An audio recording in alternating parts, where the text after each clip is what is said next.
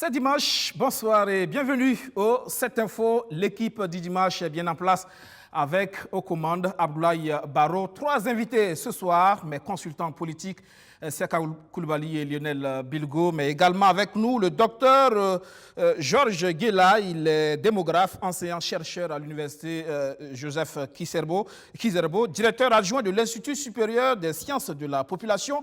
Avec lui, nous parlons de la toute première étude sur l'impact socio-économique de la COVID-19, la toute première étude en tout cas dans l'espace ouest-africain. Voici donc pour le menu de cette info nos 3 invités. Bonsoir et bienvenue à tous. Bonsoir.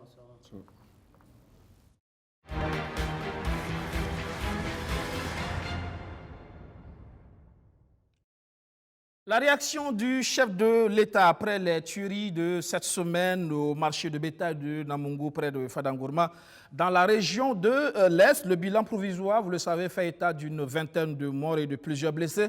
Rochma Christian Kaboré salue la mémoire des victimes et réaffirme sa détermination à vaincre le mal.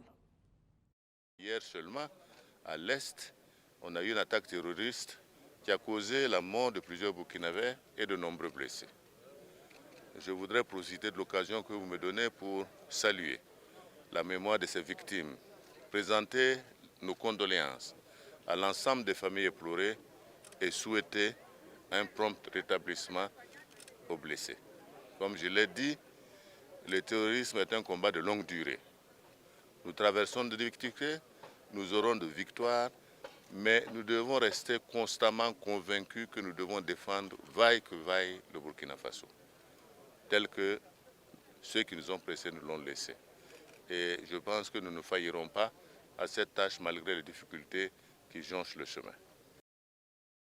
Tuerie, mais aussi enlèvement, on l'a appris aussi dans la zone de Matiakwali. Un 4x4 avec à bord 5 personnes, fort heureusement, ils auraient été retrouvés aujourd'hui. Alors, les élections qui arrivent et le terrorisme qui avance, hein, Lionel? Oui, c'est à croire que c'est une montée en puissance des terroristes pour dissuader peut-être au vu des élections qui arrivent. Mais il faut tenir compte aussi de la saison de la pluviométrie qui a commencé. Les zones sont difficiles d'accès. Et puis la nature a repris ses droits. Là où on pouvait dire que c'est une savane complètement desséchée, aujourd'hui on a une forêt dense par endroits. Et donc ça facilite un peu la mobilité des terroristes. Le danger est toujours là. Mais là, quand j'écoute le chef de l'État, c'est de la rhétorique. On a toujours entendu, voilà, c'était un combat de longue haleine, etc. On aimerait voir un peu plus d'entrain, le gouvernement, le chef d'État, l'armée, faire des grandes victoires pour qu'on ait l'espoir en tout cas que ça s'amenuise. De plus en plus, plus on avance, plus le territoire burkinabé est totalement occupé, plus on a le nombre de réfugiés internes augmente, et plus les drames viennent perler la longue liste de requiem de ceux qui ont pu subir le courroux de ces terroristes-là. Seka Koulibaly, les élections donc qui avancent et le terrorisme aussi qui avance, hein, il faut le dire. Faut-il peut-être rééditer les opérations au Tapouanou, au Ndofou également, par exemple, avant novembre, pour les élections surtout? Oui, vous faites bien d'évoquer ces opérations, parce qu'on se demande maintenant donc, quel a été l'impact réel de ces opérations sur le terrorisme, pour que juste quelques mois après, la fièvre ait repris autant, et tout semble démontrer que ces derniers temps, ce sont les groupes terroristes qui contrôlent la situation à l'Est. Ceci dit, il y a, je crois, une réflexion profonde à mener dans la perspective des élections à venir. Et qu'est-ce qu'il faut faire exactement pour que les opérations électorales puissent se dérouler? Parce que si de Matiakwali à Fada, il est impossible de se déplacer convenablement, c'est vrai que c'est une zone un peu particulière. Vous pouvez rouler 40 km sans rencontrer âmes qui vivent, sans voir une habitation au bord de la voie. Donc il y a des dispositions à prendre à ce niveau-là. Mais comme on le sait, il sera difficile de sécuriser l'ensemble du territoire dans le laps de temps qui reste. Donc on verra bien qu'est-ce que les autorités vont nous dire comme mesure permettant de tenir les élections à bonne date et à bon lieu. Justement, parlant des élections, on entend parler de ce projet de modification du code électoral qui sera en vue donc sur la validation des élections couplées. ça concerne surtout les circonscriptions électorales où, il semble-t-il, la validation de l'élection pourra se faire sur la base des résultats de la partie de la circonscription non affectée par le cas de force majeure ou la circonstance exceptionnelle. Lionel. Il fallait s'y attendre parce qu'à quelques mois des élections, d'autant plus que toute la classe politique, opposition comme majorité, était d'accord qu'il faut aller aux élections, il fallait s'attendre à ce qu'on prenne des dispositions pour couvrir, au moins garantir la légitimité ou l'égalité, tout du moins, de ces élections à venir-là. Au Mali, ce fut le cas également. Le code électoral a inclus en son sein la particularité, notamment due à l'insécurité. Mais là, ça repose la question de ceux qui pensaient qu'il fallait peut-être reculer ces élections, il fallait peut-être imaginer une autre manière, en tout cas, d'assurer la continuité de l'État, tout en garantissant la reconquête du territoire pour permettre des élections libres, transparentes, mais surtout sécurisées. Et le débat est remis sur la table quand on voit la volonté ou le désir, en tout cas, de la classe politique tout entière de donner corps à cette élection, tout en modifiant le code électoral dans ce sens-là. Toujours est-il que la question de l'inclusivité va se poser. De toute façon, le suffrage universel, voilà, justement. des gens avec dans certains, derrière aussi la question voilà, de la légitimité. C'est à l'État de garantir la sécurité de ces populations et l'État a failli à ce niveau-là. Je l'ai dit il y a de cela quelques années, le Burkina Faso est un État failli. Dans la définition des Nations Unies, nous ne contrôlons pas l'intégralité de notre territoire, nous sommes un État failli. Et dans ce cas-là, d'ailleurs, le plus dur n'est pas de se faire élire sur les élections à venir, mais c'est de se faire bien élire. Voyez ce que je veux dire en regardant du côté du Mali. Du côté du Mali, Seka Coulibaly, justement, la question de la légitimité par rapport à cette option qui est en train d'être prise par justement la classe politique. Oui. Moi, je pense qu'il est un peu curieux, à mon avis, que ce soit maintenant qu'on pose les problèmes de ce point de vue-là. D'autant que nous n'avons jamais pensé par le passé qu'il faille inscrire un taux minimum qui garantirait la légitimité ou la validité des élections. Ça n'a jamais été une préoccupation. On fait les élections, ceux qui veulent s'inscrire sur les listes électorales, et le jour des élections, ceux qui veulent également viennent voter. Et parmi ceux qui ont voté, on voit celui qui a eu la majorité des voix, et on valide donc l'élection sur cette base-là. Aujourd'hui, c'est vrai qu'il y a des difficultés sécuritaires qui rendent certaines zones difficiles d'accès, mais à mon avis, le fait de l'inscrire dans la loi, pour moi, pose problème. Il aurait suffi de laisser les choses telles quelles, en sachant que nous n'avons pas un quota minimum pour valider les élections en termes de nombre de participants aux élections. Donc, on aurait tenu les élections là où c'est possible. C'est peut-être pour éviter toute contestation des résultats. Vous savez déjà qu'il y a des catégories au niveau de la classe politique, notamment l'ONA, l'opposition non affiliée, oui, qui déjà pense que organiser les élections dans ces conditions, c'est courir le risque de voir justement des résultats où la question de la légitimité va se poser parce que beaucoup de Burkinabés seront exclus justement du suffrage universel. Non. Vous savez que le droit ne s'intéresse pas à cette question de légitimité. S'il y a des contestations des élections, elles sont faites par le biais des recours post-électoraux qui sont formulés par ceux qui ont pris part au scrutin. Et c'est le juge, le tribunal, qui décide. Et le tribunal décidera en fonction de ce qu'il y a comme texte. Donc, il ne vérifiera pas, est-ce que sur les 60 000 habitants d'un endroit, est-ce qu'il y a au moins 50 000 qui ont voté? Non, il ne vérifie pas ça. Il vérifie la légalité du processus. Est-ce que les choses sont déroulées comme prévu par le code électoral? Il y a un protocole qui est dans le code électoral. C'est ce que le juge va vérifier. Donc, la légitimité est une préoccupation de l'aspect politique des choses. Effectivement, on sait que lorsque les élus ne sont pas suffisamment ancrés, et j'étais le premier ici au Burkina en 2010 à l'avoir évoqué après l'élection présidentielle de 2010, où j'avais trouvé que le président Compaoré avait été élu avec vraiment un minimum. Et ça n'a pas duré. De novembre à mars 2011, les mutineries ont commencé et tout ce qui a suivi jusqu'en 2014. Et c'est le même principe qu'on retrouve au Mali également. Donc, soit on mène une réflexion profonde sur le sens démocratique des élections, comment on fait pour que les élections soient réellement des instruments de désignation valables des dirigeants, ou bien on reste là avec le modèle minimaliste qui nous a été donné, dans lequel il n'est plus nécessaire de revenir sur ces questions de principe. à mon avis. Lionel, la question se pose aujourd'hui. Il y a le risque justement qu'on se retrouve pour certaines régions comme l'Est ou le Sahel à voter juste dans les grandes communes ou les grandes villes. Tout à fait. Et quand on dit que le vote doit être représentatif, ça veut dire que l'élu lui-même perd toute crédibilité sociale, parce qu'en réalité, ceux qui l'ont élu ne représentent pas forcément la grande majorité. Je mets un peu d'eau dans le verre de chacun en disant que le président Roch Marc Christian Kaboré a été élu avec moins de la population de Ouagadougou. Quand vous regardez en 2015, le nombre de personnes qui ont porté le président Roch Marc Christian Kaboré à Kosiam, ce n'est pas tout à fait représentatif par rapport au volume de la population générale. D'où les crises sociales à répétition par endroits, en Afrique d'ailleurs, parce que tout simplement, même ceux qui n'ont pas voté se sentent finalement concernés par la gouvernance et par la manière de diriger de ceux de la minorité qui ont donné leur voix à cette personne-là. Et donc, il y a une pédagogie électorale à faire dans nos cités, dans nos pays, une pédagogie politique à faire dans ce domaine-là, mais surtout, comme Chaka le dit, réfléchir sur des réformes à visée lointaine, sur l'identité politique, culturelle et politique de nos États. Quel type d'élection pour que ces élections soient légitimes, légales et culturellement appropriées à nos sociétés? Ça pose encore la question du régime de gouvernance finalement. Mais là, la question en tout cas reste posée.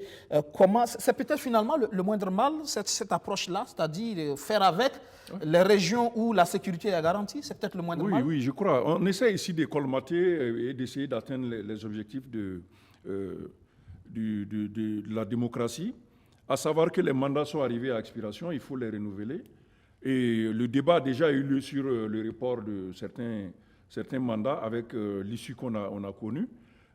Pour ma part, je pense qu'il faut renouveler les mandats parce que sans mandat, il va être difficile aux représentants d'être efficaces parce que ceux qui ont les mandats qu'on a vus, on estime qu'ils sont élus avec des majorités assez faibles de la population, des participations assez faibles et il y a des crises sociales.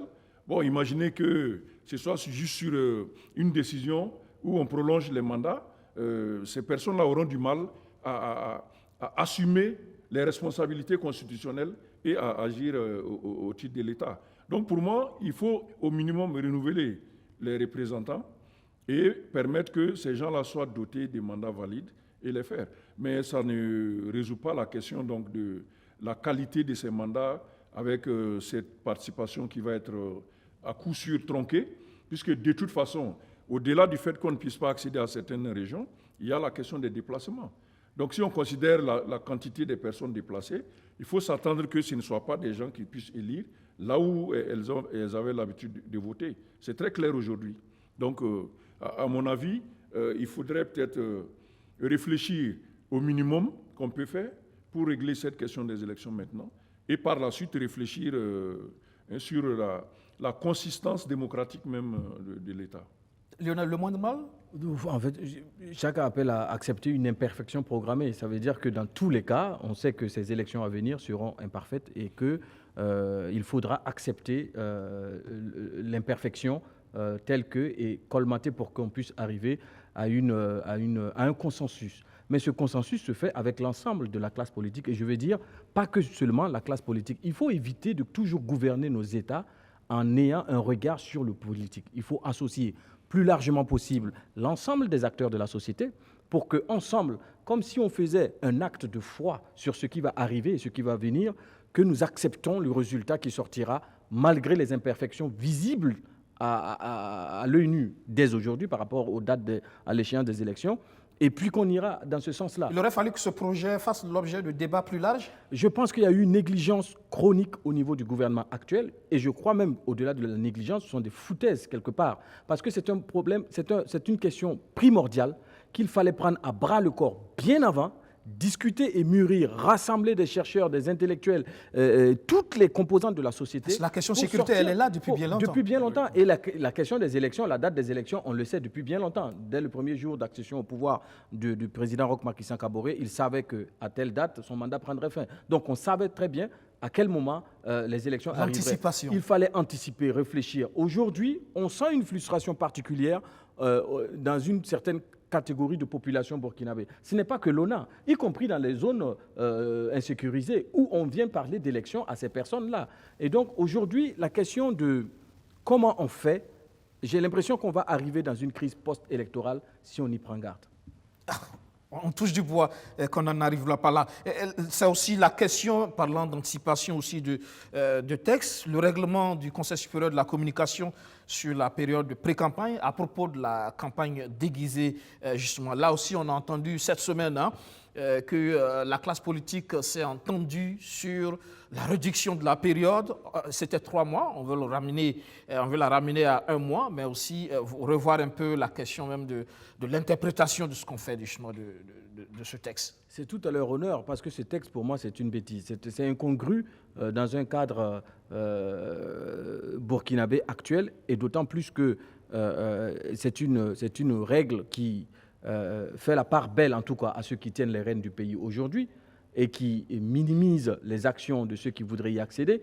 Et je crois qu'en période de campagne, la campagne, c'est une course, c'est une élection et c'est également une compétition. On ne peut pas vouloir mettre tous les compteurs à zéro et mettre tout le monde au même niveau. Même si on donnait à tout le monde les mêmes moyens, d'aucuns auront des stratégies beaucoup plus visibles que d'autres. Et donc, pour moi, il aurait fallu vraiment que les acteurs politiques se rassemblent pour non seulement, il ne s'agit même pas d'aménager, il faut l'abroger tout simplement. Tout simplement. Siaka Coulibaly, récemment, cette semaine, on l'a vu aussi, on a entamé cette tournée bilan du PNDS, par exemple. Oui, mais c'est un problème qui a été posé. C'est une campagne déguisée, ça? La clause sur la campagne déguisée est une préoccupation de ceux qui ont eu l'expérience des processus électoraux passés, où effectivement l'exécutif concentrait dans la période proche des élections des activités qui avaient pour objectif donc de convaincre l'électorat que ce sont eux finalement qui sont capables de mener les choses. Et cela effectivement fonctionnait très bien dans le passé. Et en 2015, en modifiant les textes de l'État, l'Assemblée nationale à l'époque, le CNT, a voulu restreindre la possibilité pour l'exécutif de procéder à ce type d'action. Est-ce qu'ils ont réussi? À mon avis, le texte a été lacunaire parce qu'on n'a pas précisé en quoi consiste une campagne déguisée et quel était l'objectif qui est recherché par cette clause-là. Aujourd'hui, quand le CSC a On a cru que l'esprit suffisait. Voilà. Quand le CSC a voulu l'appliquer, on a bien vu apparaître toutes les difficultés et il faut encore y travailler là-dessus. Je crois qu'au lieu de réduire la durée, il aurait été meilleur de s'entendre sur qu'est-ce qu'on entend par campagne déguisée. Définir concrètement ce que c'est qu'une campagne déguisée, de telle sorte que les médias puissent les identifier clairement et s'abstenir pour se conformer à la loi. Mais cela n'a pas été le cas. On espère que quand la réflexion des partis politiques va arriver au niveau de l'Assemblée pour la modification, peut-être qu'ils vont combler la lacune qui existe toujours. Une tournée bilan du plan national de développement économique et social, c'est juste une action, une routine pour l'exécutif ou pour... Non, pour moi, tout ce que l'exécutif... Ça ressemble à une forme de campagne déguisée. Pour moi, tout ce que l'exécutif fera à partir de cette période... Qui a commencé depuis lundi passé. De cette période-là, sera à son actif et pourra être vu comme une campagne déguisée, de mon point de vue. Maintenant, au-delà même de la réduction du délai ou de l'explication de ce que c'est qu'une campagne déguisée, moi je pense qu'il faut plutôt mettre les moyens dans une pédagogie aux populations. Quand on vient inaugurer une route, on ne vous a pas donné une route, c'est votre droit et c'est votre argent qu'on utilise pour le faire. Quand on construit une école par le biais du ministère de l'Éducation nationale, ce n'est pas un don, ce n'est pas une bénédiction divine, ce n'est pas par amour de vos beaux yeux dans un village quelconque, c'est votre droit et c'est votre argent que l'on utilise. Et donc, il faut faire une pédagogie populaire, une éducation populaire, de sorte que les gens comprennent bien qu'en réalité, quand un politicien ou quand un responsable agit dans ce sens-là, il n'a fait que servir et il n'a fait que son devoir. Et eux, en fait, c'est un droit, c'est un bénéfice de fait qu'ils soient citoyens burkinabés. Et de toutes les façons, ce n'est pas un don, ils vont casquer pour ça, ils vont payer jusqu'au dernier centime. Une fois que cette pédagogie est faite, puisque la crainte, en fait, c'est que les populations, en voulant dire merci, donnent leur voix sans comprendre. On sait que dans nos pays, on ne vote pas sur la base des programmes. On vote surtout sur la base de qui est plus actif, qui est plus donateur ou pas. Donc du coup, ces questions seraient réglées lorsqu'on fera cette pédagogie populaire. Moi, j'appelle vraiment à une pédagogie populaire. Très important, justement. On parle d'études. Près de 70% des femmes urbaines au Burkina vivent une situation d'insécurité alimentaire dans leur ménage depuis l'imposition des restrictions liées à la pandémie du coronavirus. C'est une étude de l'ISSP qui le révèle. L'Institut supérieur des sciences de la population a enquêté sur l'impact socio-économique de la COVID-19 sur les ménages au Burkina Faso.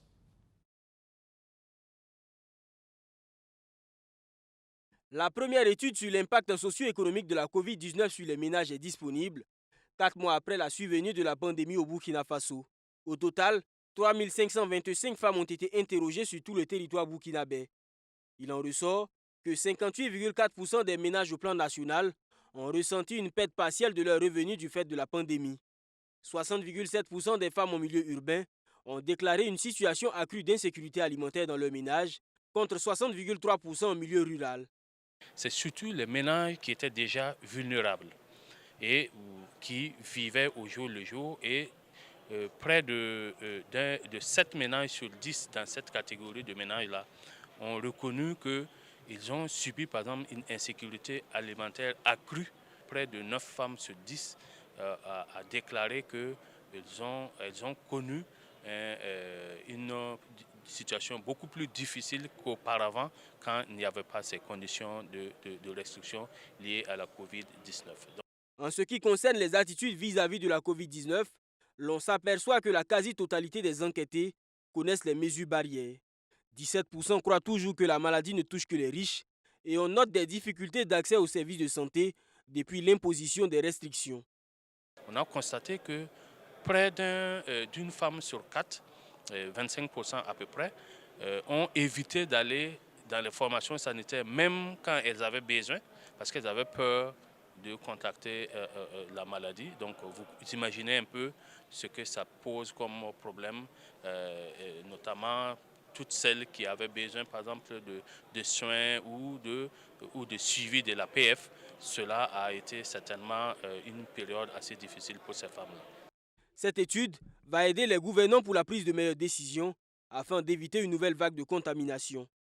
Et donc, à côté de tous les efforts que vous avez suivis et qui ont été entrepris, il est aussi important d'essayer de comprendre quelles sont les connaissances, les attitudes, les pratiques de nos communautés vis-à-vis de ces maladies nouvelles, de manière à pouvoir construire derrière des messages bien ciblés qui permettent de les impliquer au maximum dans la lutte contre la maladie.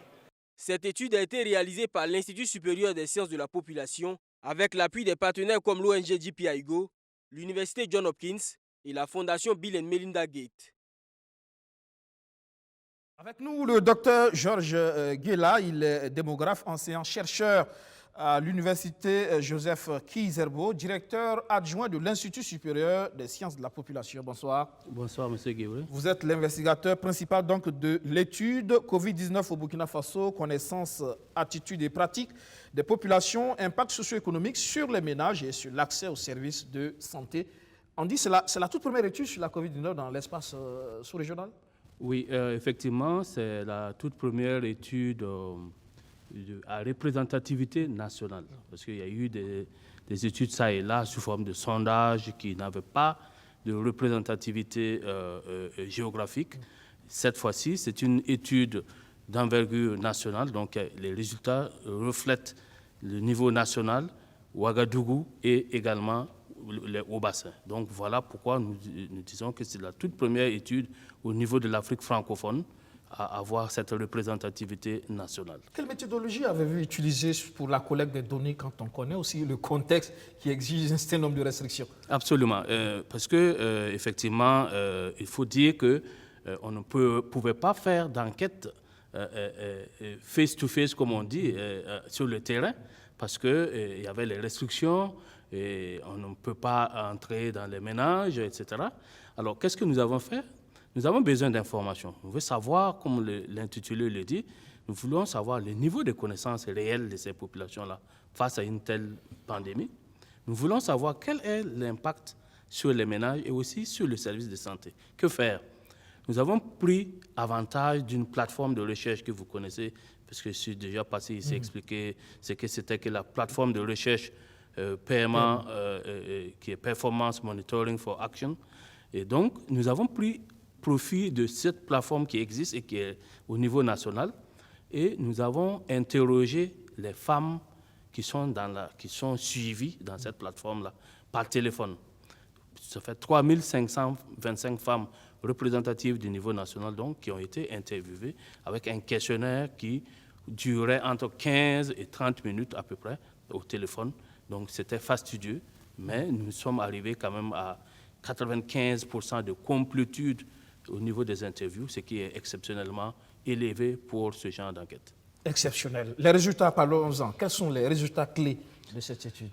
Alors, comme je l'ai dit, l'étude, c'est en gros 3 parties. Nous voulons saisir les connaissances, nous voulons saisir également l'impact sur les ménages, et aussi la 3e partie, c'est ce que cela a eu comme influence sur l'accès aux services de santé. Alors, donc, au niveau des connaissances, c'est réjouissant de constater que 95 à 96% sont au courant, bien sûr. Des gestes barrières. Des gestes barrières, il n'y a pas de problème avec ça. Mais vous savez que ce n'est pas toujours évident de passer de la connaissance au comportement. Ce n'est pas toujours évident. Et donc ça montre qu'il y a quand même quelques petites choses encore à faire. La preuve, c'est que dans les connaissances, comme le reportage l'a montré, nous avons encore près de 17% des femmes qui pensent que c'est une maladie de riche. Alors, je dois expliquer pourquoi les femmes. Parce que la plateforme suit les femmes pour les indicateurs de santé de la reproduction. Donc, c'est elles que nous avons utilisées comme porte d'entrée dans les ménages. Et je pense qu'on n'a pas tort, parce que pour avoir la température d'un ménage, il faut s'adresser à la femme. Oui. Donc, pour les connaissances, voilà un peu ce qu'on retient. Maintenant, au niveau de l'impact socio-économique des ménages, nous avons voulu, à travers les femmes, savoir quel est l'impact qu'elles ont ressenti suite aux mesures restrictives qui ont été prises. Et là, il y a 2 niveaux. Il y a ce qu'on a ressenti au niveau ménage, et il y a ce qu'elle-même a ressenti par rapport à ses propres revenus. Et là, on voit que si pour les ménages, globalement, on va dire que ça va, mais chez la femme, c'est un peu plus compliqué parce que, comme vous le savez, elles mènent des activités génératrices de revenus et elles ont été fortement impactées par les restrictions qui ont eu lieu. On parle d'une situation accrue d'insécurité alimentaire dans les ménages. Absolument. Donc là également, on a vu qu'au niveau national, c'est à peu près 60% des ménages ont ressenti une situation d'insécurité alimentaire accrue. Je dis accrue parce que nous avons posé la question en 2 temps. Est-ce que les ménages ont l'habitude de faire face, par exemple, à des situations, des périodes d'insécurité alimentaire?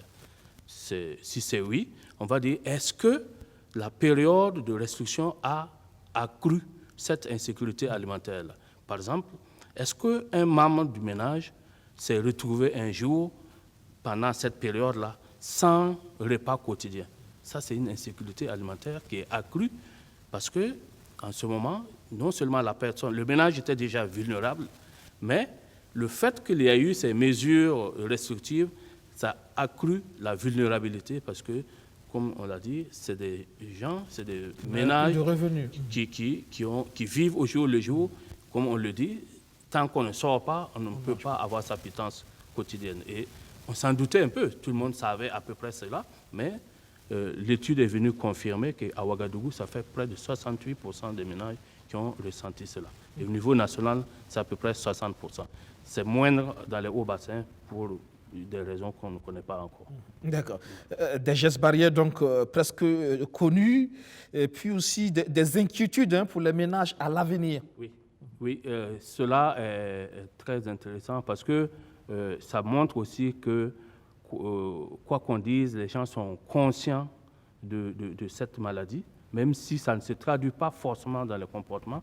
Il y a une inquiétude pour l'avenir. l'avenir en termes de revenus, en termes d'activité.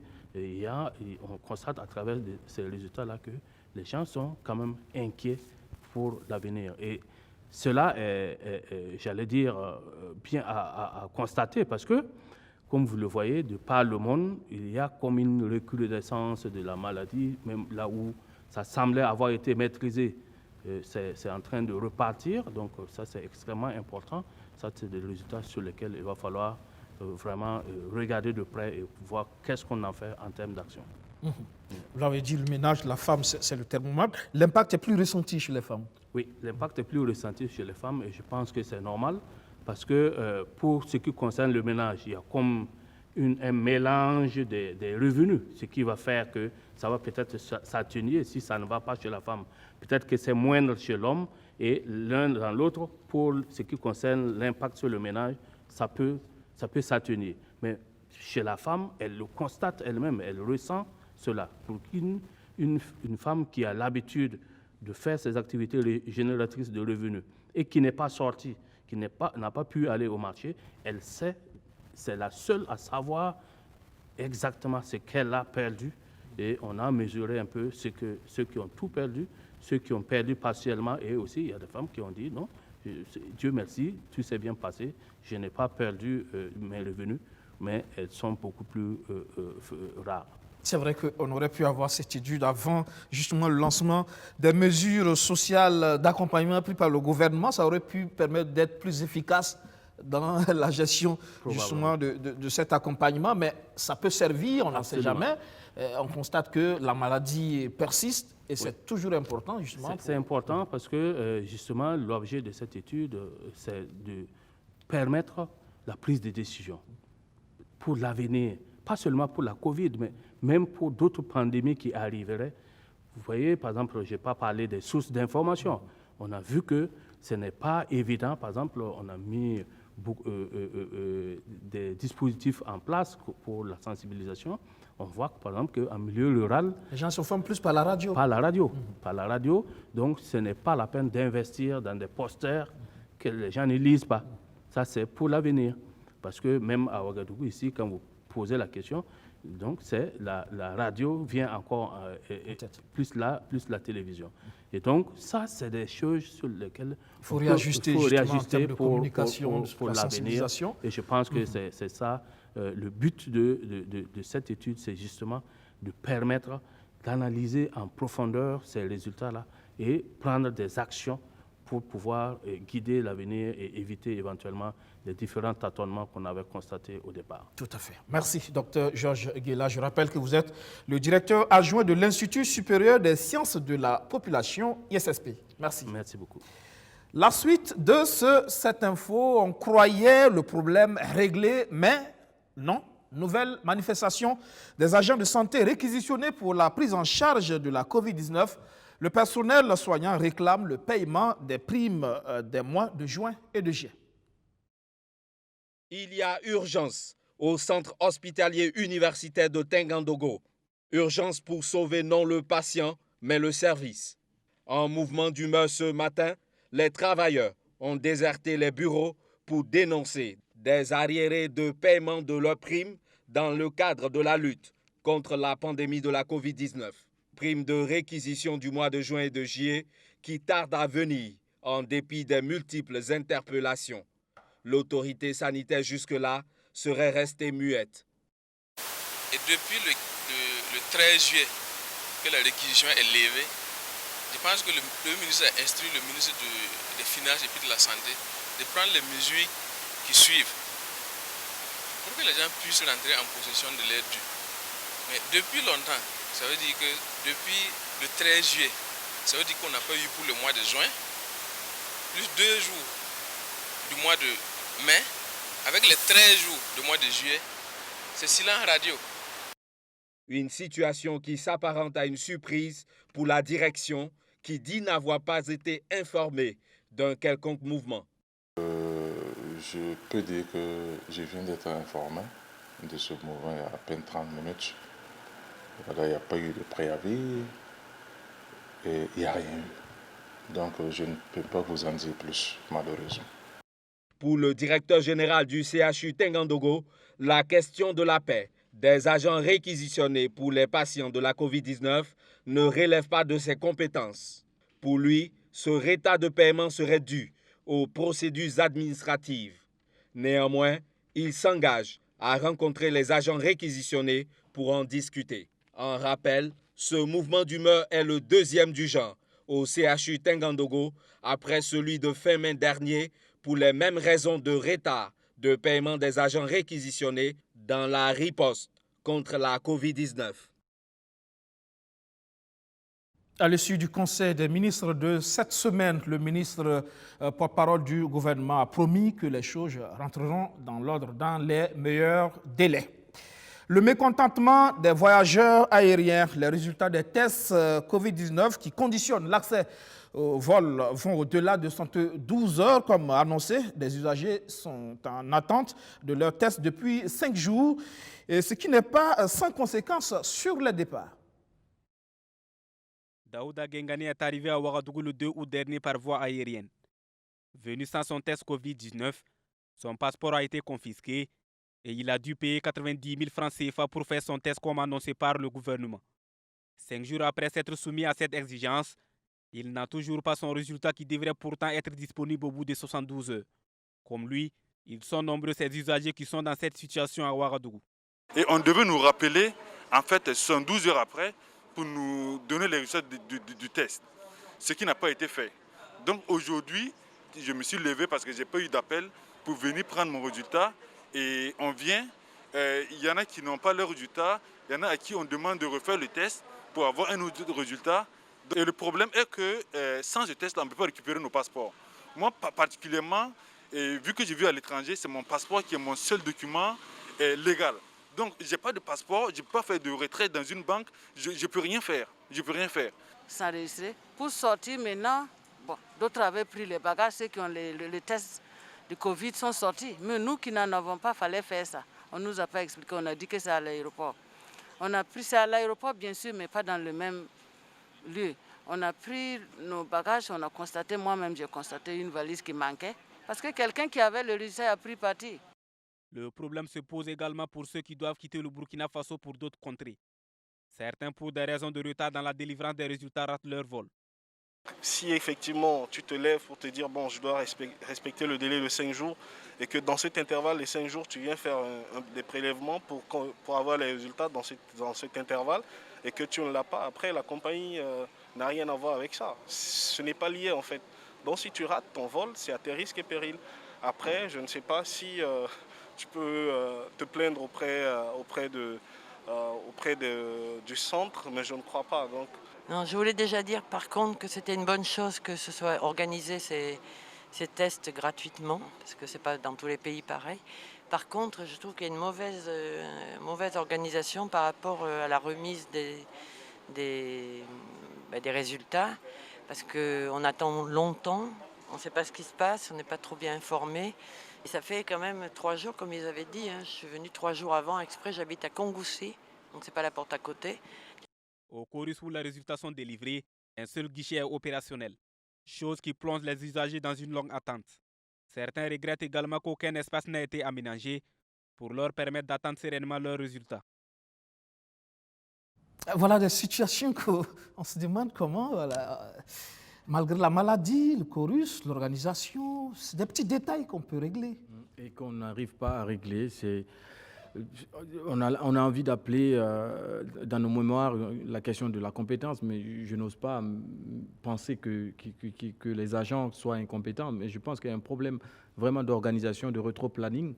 Peut-être qu'il ne fallait pas donner 72 heures comme délai de délivrance quand vous savez que vous n'êtes pas bien équipé, et surtout que la période de traitement, il fallait faire des tests peut-être pour savoir sur une personne combien de temps on prend pour analyser les prélèvements. Et là, c'est vrai que ça met... Le voyageur a son billet à planifier. Ça met beaucoup de personnes mal à l'aise. Mais moi, je crois qu'il faut qu'on apprenne aussi dans nos pays à développer la culture de la plainte et à aller en justice pour pour tout acte dont on se sait lésé, quoi. Ce jeune homme disait qu'il ne sait pas si on peut poser plainte, mais si moi j'ai un billet d'avion que j'ai payé à coût de centaines de milliers de francs CFA et que à cause d'un agent qui n'a pas respecté son engagement, parce que c'est eux qui ont donné 72 heures, je rate mon vol, je suis en droit de réclamer une réparation quelconque pour pouvoir en tout cas regagner mon lieu d'habitation. Donc je pense qu'il faut qu'on développe la culture quand même d'exigence au niveau social. Il faut qu'on soit exigeant par rapport à la prestation administrative pour que ceux qui sont aussi au niveau de l'administration s'activent pour mettre du professionnalisme dans leurs actions et surtout garantir un résultat du travail satisfaisant, c'est tout. Les usagers qui se plaignent aussi du respect des gestes barrières, le dispositif n'est pas si...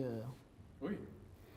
Tout ce que c'est cette histoire de Covid-19, une des conséquences qu'on a pu observer à partir de ces éléments qu'on a regardés ici, mais aussi dans d'autres pays, c'est qu'elle a entraîné une sorte de décrédibilisation de la parole publique.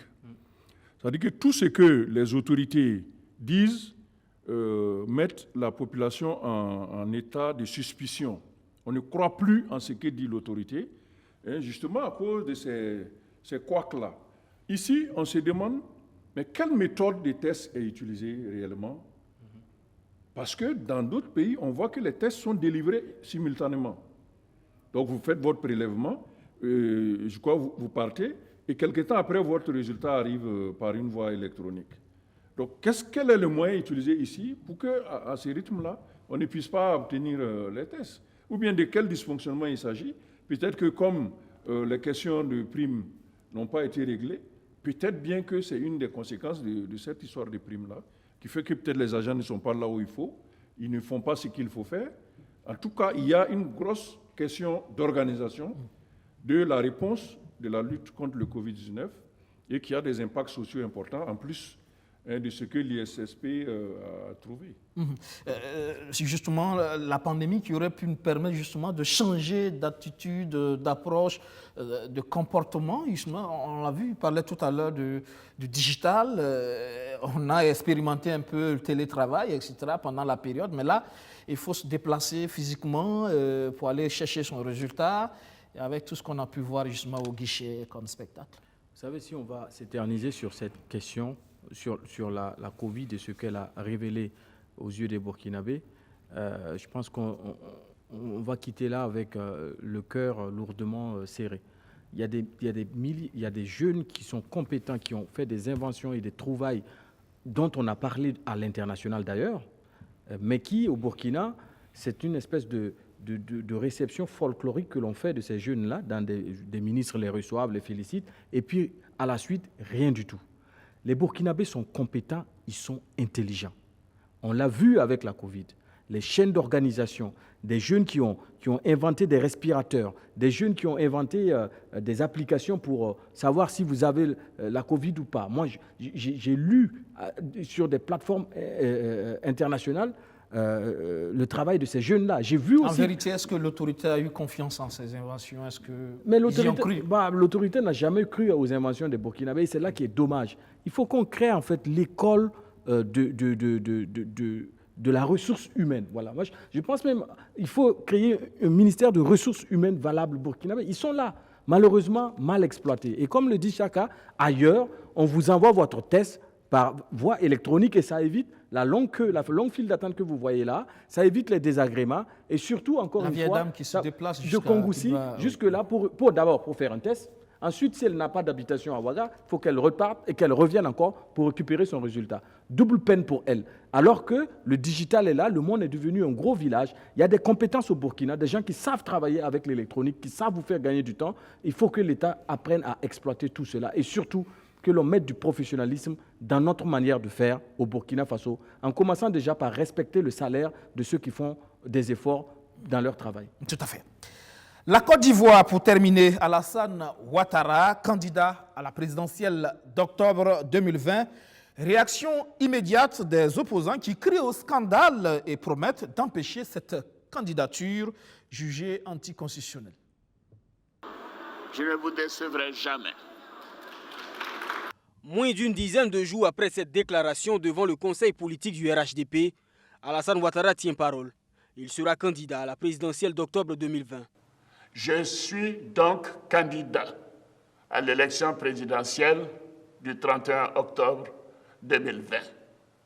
Et la messe est dite, sitôt annoncé, ses opposants politiques sont montés au créneau. Il reproche à Alassane Ouattara son rétropédalage, lui qui avait annoncé le 5 mars dernier vouloir confier le pouvoir à la jeune génération. Le peuple ivoirien est souverain. C'est à lui qu'il revient, au soir du 31 octobre 2020, de donner la sanction pacifique et démocratique. Un volte-face qui suscite des regrets chez cet autre opposant, ancien collaborateur d'Alassane Ouattara. Tant voulu entendre autre chose, que je voudrais exprimer quelques regrets. J'espérais qu'il n'allait pas le faire lorsque dans toute cette chaîne de générations, nous ne sommes pas capables de trouver un successeur. Il faut désespérer de la Côte d'Ivoire. Chez les opposants les plus radicaux, il est question d'affûter les armes légales pour empêcher ce qu'ils qualifient de forfaiture. Nous avons toujours dit, et le leader avec, la violence n'est pas la voie idéale pour pouvoir revendiquer. Pour nous, il y a des voies qui s'offrent à nous. Nous allons nous donner les moyens démocratiques et légaux pour que cette énième forfaiture-là ne prospère pas. Pour le président Alassane Ouattara, cette réconsidération trouve sa source dans les énormes défis qui se présentent à la Côte d'Ivoire, mais aussi dans le décès le 8 juillet dernier d'Amadou Gon Coulibaly, qu'il considérait comme son fils. Oui, Lionel, avait-il vraiment le choix? On a toujours le choix. Même quand on ne choisit pas, on choisit de ne pas choisir. Donc il avait vraiment le choix d'imaginer une alternative et surtout de tenir sa parole quelque part. Moi je pense qu'il faut qu'on tue le germe de l'irremplaçabilité chez nos dirigeants. Et surtout là, je pense que le ciel africain est en train de se transformer, politique africain est en train de se transformer et qu'on assiste aujourd'hui à une espèce de mode de trimandat, c'est-à-dire que le double mandat autorisé par les constitutions ne suffit plus et chacun vient et essaie de toucher la constitution pour ensuite se dire légitime pour aller aux élections. Je pense très sincèrement qu'il vient de rajouter une crise à la crise ivoirienne. Ça ne va pas être facile les jours à venir et ça rend un peu difficile la quiétude de la région, d'autant plus que le Mali est déjà en échauffement et que le Burkina n'est pas sorti de l'auberge, même si on touche du bois, on espère que tout va aller bien. Voilà, on est vraiment dans une région bouillante politiquement parlant. Et il avait le choix, je vous le dis. Au RHDP, de trouver un autre homme capable justement de faire le consensus et de conduire le RHDP à la victoire. À la différence d'autres pays africains, dans le parti RHDP, il y a des compétences, il y a des jeunes capables de porter. C'est la volonté qui guide l'action. Si vous voulez, vous trouverez quelqu'un et que vous soutiendrez, engagé ensemble derrière la personne et qui représentera valablement le RHDP. La crainte de perdre les élections, parce que c'est ce qui est avancé par les partisans du oui de Alassane Dramane Ouattara, de toute façon, cette crainte existe toujours, que ce soit Alassane Dramane Ouattara ou une autre personne. Les élections, vous ne les gagnez pas avant le jour des élections. C'est le jour des élections et après les élections que vous gagnez les élections. Donc la crainte de perdre les élections est toujours là. Et il peut arriver, dans ce cas-là, dans cette action qu'il vient de poser, qu'il n'y ait même pas d'élection. Parce que tout simplement, la crise pourrait s'amplifier.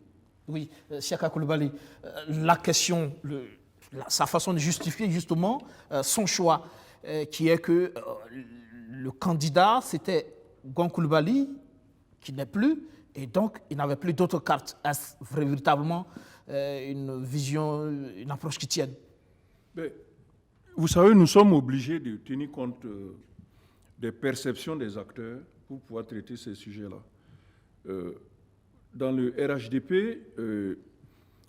et il faut se rappeler que le président Alassane Ouattara lui-même l'avait dit, qu'il ne serait pas candidat, il va passer la main à une génération, sauf si les gens de sa génération ne se présentaient pas. Donc, pourquoi il a dit ça?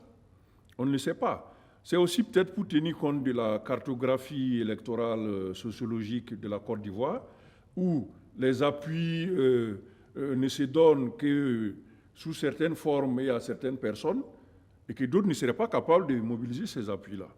C'est peut-être comme ça qu'il faut voir pourquoi Alassane est obligé de se représenter dès lors que son poulain n'est plus disponible. Ceci dit, c'est vrai qu'il y a de la matière du point de vue juridico-constitutionnel pour contester cette candidature, mais la réalité, c'est que c'est une question politique, éminemment politique. Donc on verra, avec les manifestations qui ont commencé, si la classe politique qui est opposée à cette candidature fera le poids. En même temps, cela va préfigurer l'issue de l'élection. En même temps, l'impression que Ouattara a réussi suffisamment à fragiliser son opposition. Pour l'instant, pour la semaine qui s'est écoulée, on a vu que les manifestations n'ont été faites que par les partisans du Laurent Gbagbo. Et pour attester cela, il faut prendre les lieux où ont eu lieu ces manifestations. Abidjan, c'est Yopougon. Il y a eu Bonois, il y a eu Daloa et Soubré. Donc, ce sont les zones d'influence de Laurent Gbagbo. On n'a pas vu le PDCI, par exemple, entrer encore en mouvement. On n'a pas vu non plus les partisans de Guillaume Soro entrer en mouvement. Peut-être que ce sont des familles politiques qui sont en train de réfléchir, notamment au niveau de Soro-Guillaume. Il y a le spectre de 2010, beaucoup d'Ivoiriens ne souhaitent pas revivre exactement. Cela. Donc les gens ont peur également de faire revenir en Côte d'Ivoire le spectre de la violence politique, la violence post-électorale. Donc ça va être compliqué à mon sens, mais je pense qu'au final, Alassane va être candidat et il faudrait peut-être que les politiciens aillent sur les arguments politiques et électoraux pour le contrer, plutôt que d'essayer par les artifices. Et sans compter qu'il y a aussi l'obstacle de la validation de la candidature. Si par aventure, il y a un problème lié à cette ce qu'on appelle troisième candidature, le Conseil constitutionnel en Côte d'Ivoire va le dire. Donc ce n'est pas du tout donné que sa candidature soit acceptée. D'abord pour la validation au niveau du Conseil constitutionnel, ensuite au niveau des... L'opposition parle d'institutions au niveau du scrutin. Acquises. Hein? Bon, de toute façon, moi je veux voir que cette réforme de la Constitution qui a eu lieu en 2016, elle a l'avantage en Côte d'Ivoire d'avoir été faite par référendum, ce qui n'a pas été le cas dans beaucoup de pays où on a quand même dit que le président était en mesure de se présenter. D'autre part, c'est la même réforme constitutionnelle qui a levé le verrou de l'âge qui permet à Bédié de se présenter aujourd'hui. Pourquoi on estime que cette candidature de Bédié est valable au regard de la nouvelle constitution de 2016 et pourquoi pas celle d'Alassane? C'est une question d'interprétation. Voilà. C'est une question que le Conseil constitutionnel va nous aider certainement à résoudre. Lionel Bilgo, est-ce qu'il faut voir aussi en ce choix de Ouattara, ce volte-face, justement, est-ce qu'il faut aller au-delà de l'écorce pour voir aussi tous ces discours? On a vu aussi que Bédié est en train de ressortir le discours de l'ivoirité. On a vu que même dans le clan de Gbagbo également, il y a ces appels de citoyens proches de Gbagbo, justement, qui appellent à en finir avec une certaine communauté.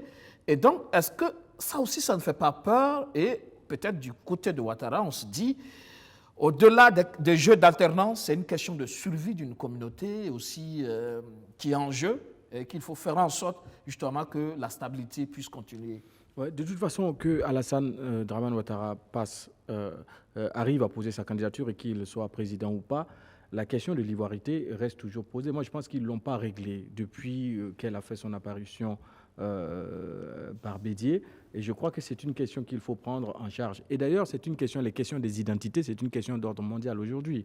Partout dans le monde, dans chaque pays où vous pouvez aller, on se pose la question des identités et la question des droits de vie, y compris dans notre pays, dans un cercle beaucoup plus restreint, mais non moins violente, parce que vous voyez le cas de Yergou, etc. Et aux États-Unis, la question des Noirs, la question en France, partout, la question des identités se pose. Sur le cas de la Côte d'Ivoire, il faut retourner à l'histoire ivoirienne pour faire une pédagogie et faire comprendre à certains Ivoiriens, justement, qui posent cette question d'ivoirité, que les frontières qu'ils ont héritées d'ailleurs, ils n'avaient pas la bonne maîtrise de ces frontières et que la Côte d'Ivoire était un lieu de travail d'une frontière commune à d'autres personnes. Il y a eu à un moment donné une histoire commune entre le Burkina et la Côte d'Ivoire et il y aura toujours des Burkinabés qui vivent en Côte d'Ivoire et qui vivent aussi au Ghana d'origine burkinabé, mais qui aujourd'hui, du fait de la multiplicité des générations, on peut se poser la question de leur ivoirité ou de leur nationalité ghanéenne. Et donc, cette question des identités, je crois qu'il faut la poser, mais de façon régionale d'ailleurs. Je pense qu'il faut porter ça par une institution régionale et qu'ensemble, on s'asseye pour donner des réponses. Et les réponses ne peuvent être autres, en fait, en réalité, que des réponses historiques, pour ensuite prendre des actions claires et sceller cette question-là une bonne fois pour toutes, parce que ce n'est pas venu avec Alassane, ça ne finira pas avec Alassane. On parle de possibilité justement de crise. Est-ce que vous pensez l'opposition ivoirienne aujourd'hui, dans sa configuration actuelle, suffisamment forte justement pour contrer cette candidature? Vous savez, la politique, c'est comme un sable mouvant. Ça bouge beaucoup et ils peuvent bien se rassembler s'ils voient qu'ils ont un intérêt particulier à faire barrage, coûte que coûte en tout cas, à Alassane Dramane Ouattara.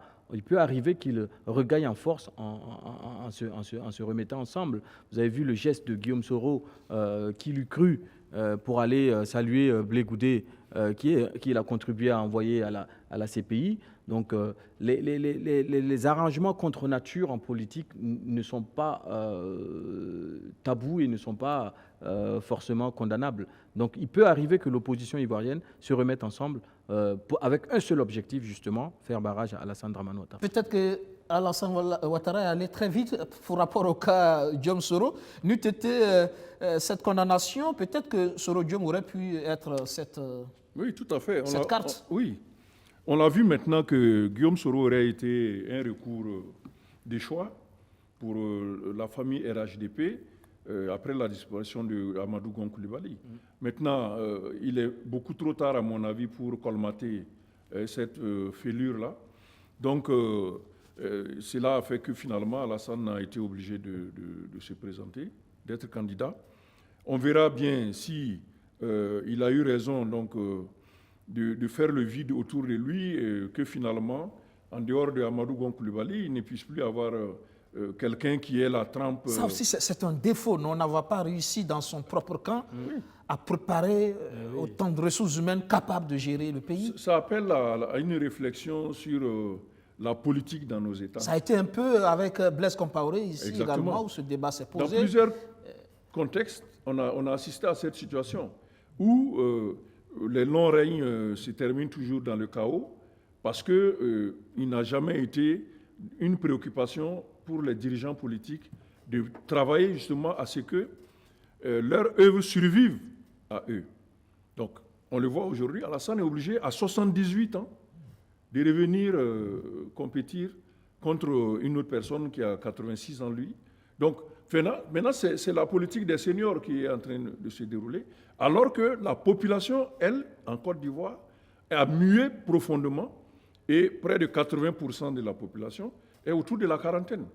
Donc c'est un paradoxe dans ces pays, d'ailleurs pareil dans plusieurs autres pays, où la classe politique n'arrive pas à se renouveler, alors que la société, elle, est en train d'évoluer. Ici, on verra bien ce que cela va donner. Est-ce que la fracture qu'il y aura entre la population jeune et la direction vieillissante de la classe politique, est-ce qu'on ne va pas avoir une crise aussi, ou même au-delà de l'élection, parce que l'élection, c'est des opérations assez faciles à maîtriser pour les exécutifs. Et ici, comme ailleurs, c'est l'attitude des forces de défense et de sécurité ivoiriennes qui va déterminer l'issue donc de la contestation qui est en train de poindre. Je pense que demain, il y a une grande manifestation qui est prévue. On verra s'il y a l'alliance. Et en face aussi, il y a des appels qui sont lancés à sortir pour soutenir le président Ouattara. On verra si l'opposition est en mesure de faire l'alliance qui est nécessaire, parce que c'est une opposition, de ce point de vue-là, qui est assez hétéroclite. Vous avez la famille PDCI, qui est une formation qui n'est pas très encline aux mouvements sociaux musclés. Ils sont plutôt politiciens, meetings élections, mobilisation, etc. etc.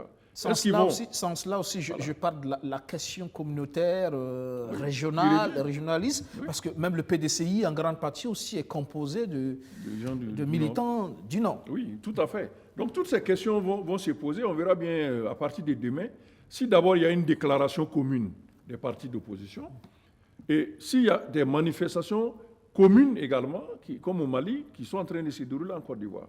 Et là, ça va permettre de donner, à partir de l'intensité et de l'ampleur des manifestations, de voir est-ce que ce mouvement sera en mesure d'empêcher la candidature de Alassane Ouattara. Oui, le FPI pro-Gbagbo, quand même fragilisé. C'est surtout le FPI. Avec le FPI, Afin Guessan, quand même un peu modéré. Hein, Afin Guessan modéré, mais il y a suffisamment de gens dans le FPI pour aller aux actions musclées. Mais quand vous regardez, vous verrez qu'il n'y a que cette famille FPI qui est habituée et qui a recours généralement à ces mouvements musclés. Vous avez d'abord le FPI normal, mais vous avez aussi même les partisans de Guillaume Soro, qui est aussi issu de cette famille FPI, qui peut aussi aller dans ce sens-là. Autrement dit, de l'autre côté, vous avez le PDCI et le RHDP, qui sont plutôt politiciens, etc. Alors, Lionel, finalement, au-delà de tout, c'est aussi le respect de la parole donnée, la parole du politique aujourd'hui. Que vaut cette parole finalement? Non, la parole du politique ne vaut rien. Et puis, de toute façon, est-ce que la parole du politique valait quelque chose par le passé? C'est toute la question. Mais là, vraiment, c'est dommage pour le continent africain, c'est dommage pour les États africains qu'au lieu de saisir cette crise mondiale-là comme une opportunité de se transformer dans la paix, et une opportunité de créer une vision, une route, une autoroute pour l'Afrique de demain, malheureusement, on perd le temps à se chamailler, on perd le temps à se disputer sur des questions de texte. Un texte est un texte. Comment, juste sur un texte, on peut avoir des interprétations différentes alors que ce texte-là, nous l'avons voté ensemble. Et donc, c'est là, ça pose vraiment la question de la politique en Afrique, et de la politique de l'Africain. La politique en Afrique, on sait que c'est une importation. Quel est le désir de l'Africain d'aujourd'hui? Surtout, comme le disait Siaka, on sent vraiment une fracture entre deux générations. Quand vous prenez les classes dirigeantes dans presque tous les pays, ils sont d'un certain âge, alors que les 80-85% des populations sont largement jeunes, entre 15 et 35 ans. Et là aussi, il y a une question d'incompréhension ou de perception du monde différent. Voilà. Bédia a 86 ans qui rêve encore de gérer ce pays. 86 ans, à peine il peut faire un petit sprint de 200 mètres et il rêve de diriger ce pays.